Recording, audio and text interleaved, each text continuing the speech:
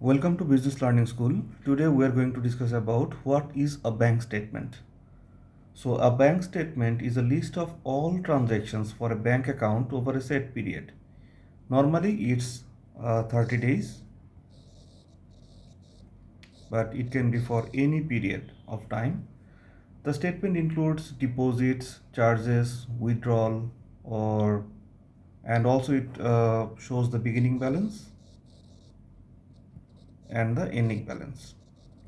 So it typically looks like this. So it will show all the information here, and then it will show all the deposits, all the debits and credits, and the balance. It will show dates, some description. So all the dates will be here, some description will be here. For example, from which POS account you actually withdraw the money, or on which date you actually deposited the money. So if you deposit some money, for example $1,000, you withdraw $100 here, you withdraw $200 here, and the balance is $700. And they showed some bank charges like $5 bank charges. The balance is $695.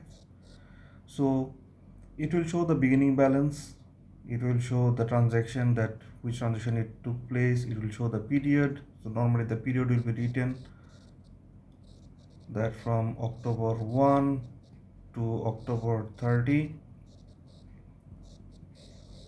So if you have a bank account, or if your organization has a bank account, you can ask for the bank statement from the bank. Typically the bank send you the bank statement in every 30 days, and nowadays they normally send it via email, or they call it electronic statement. And it's our duty to reconcile every month that our transaction is as per our record, because bank may make mistakes, and if we see, we should notify it correctly to the bank. So a bank statement is very crucial for the businesses, as well for who actually wants to maintain their personal account and keep an eye on your account. I think this is a very good tool that you should keep an eye on your bank statement. So I hope you understand what is a bank statement. Thank you so much.